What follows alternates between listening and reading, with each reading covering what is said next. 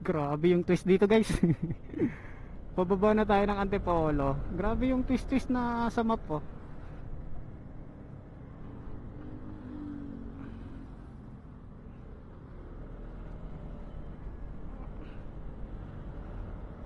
Pababa na tayo ng Antipolo.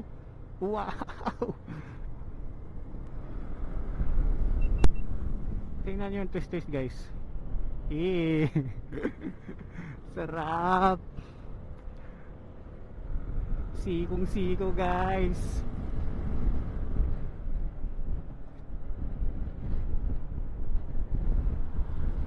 Mula dito tanaw mo yung ano, mga bayan-bayan sa baba. Ayan, tingnan nyo guys. Ayan o. Oh, may nag-stop over dito ah. Uy, ganda din pala dito. Panis.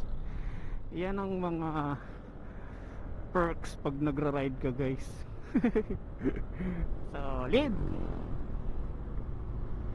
Pero malayo pa tayo guys. So meron pa tayong 998 kilometer na tatakbuhin para sa ating destinasyon.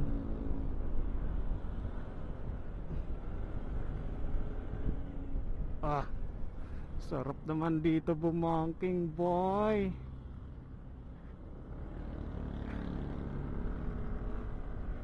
Baba ng Antipolo. Meters, turn right at Putting Bato, solid cement road. Sarap. Tidit, tidit, pipip, pipip. Alala ko tuloy yung ano. Take the next right at Putting Bato, Yun o, solid cement U-turn road. talaga o. Naalala ko tuloy yung bitukang manok. Malupit dun eh. Nung umuwi tayo ng Continue for 2 Mindanao. kilometers. Diba? Naririnig nyo yung ano natin, Waze.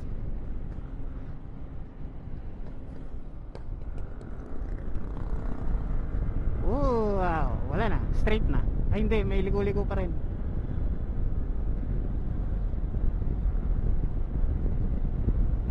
Oh. Grabe yung higa guys. No, may rami nagbabike oh. First time ko dito guys sa Antipolo. Oh, sarap. Woo! Rail Cove Resort. Uy, Africa Twin, sana all. Yun, pinaka U-turn talaga dito guys. Ala. Uy, tumirik si kuya.